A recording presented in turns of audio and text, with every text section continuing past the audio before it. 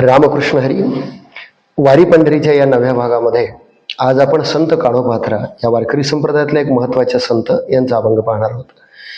पतित तू पावना म्हणविसी नारायणा, तरी सांभाळी वचन ब्रीद वागविसी जना. संत काणोपात्रा या वेशीच्या पोटी त्यांनी जन्म घेतला.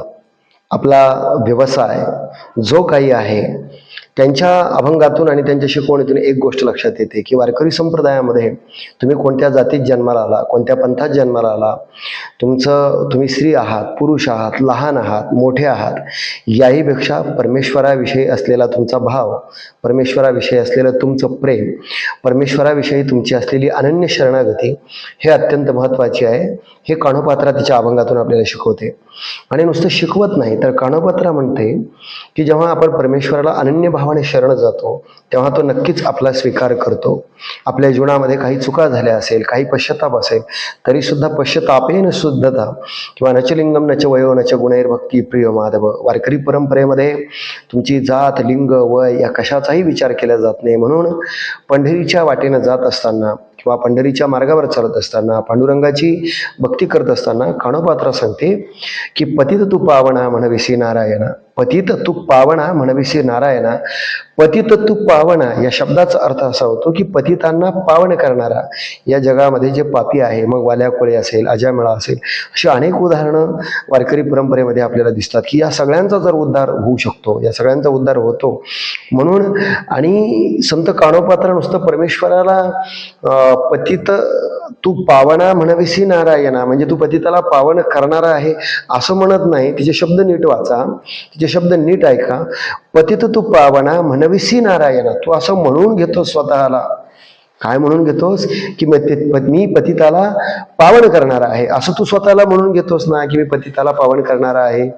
पतित तू पावना म्हणविसी नारायणा. तू पतिताला पावन करणारा आहे असं म्हणून घेतोस तर तुझ्या शब्दाला तू आता जाग आणि माझ्यासारख्याचा तू स्वीकार कर, कारण मी तुला शरण आली आहे. तरी सांभाळी वचन, हे तुझं जे वचन आहे, योगक्षेम वाहाम्यहम, गीतेमध्ये जसं तू सांगतोस की मला शरण आलेला सर्व धर्मानां परित्यज्य मामेकम शरणम व्रज. मला शरण आलेला कोणीही असो, एकदा तो मला शरण आला, माझ्याशी अनन्य भावाने शरण आला की मी त्याचं जात, लिंग, वय याचा कशाचाही विचार न करता, जसं ज्ञानोबराय म्हणतात, न पाहे अति कुळाचा विचार किंवा कुळ जाती वर्ण येथे अवघेचे अकारण, की कुळ जाती वर्ण हे अगवेचे अकारण. मग त्याच्यामध्ये प्रल्हाद असेल, ध्रुव असेल, यांच्या वयाचा विचार नाही. त्याचबरोबर जर आपण विचार केला वाल्याकोळ्याच्या जातीचा विचार नाही, चोखामेळ्याचा विचार नाही. या सर्वांच्या गोष्टीतून एक गोष्ट शिकायला भेटते की भगवान परमात्मा हा तुमच्या अंतःकरणातला भाव, भक्ती, प्रेम पाहतो. आणि एकदा तुम्ही त्याला शरण गेले की मग जसं स्वतः काणोपात्रा म्हणते की पतित तू पावना म्हणविसी नारायणा, तू पतिताला पावन करणारा आहेस हे तू वेळोवेळी सिद्ध केलंयस.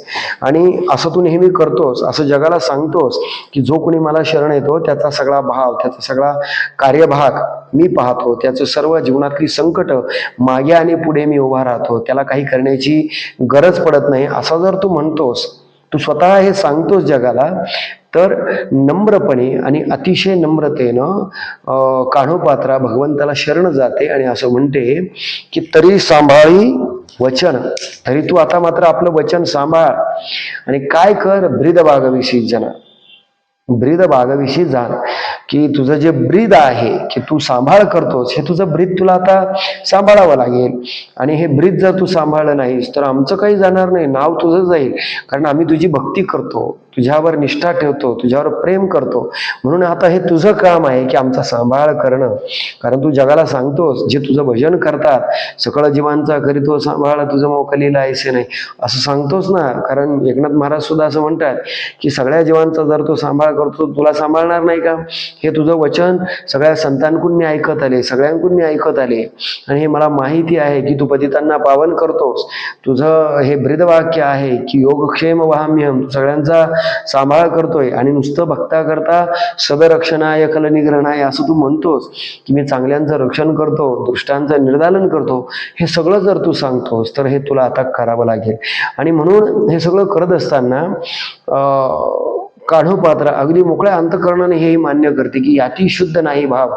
माझी याती म्हणजे माझी जात शुद्ध नसेल, माझा वर्ण शुद्ध नसेल, माझा व्यवसाय मी जे करते आहे तेही शुद्ध नाही.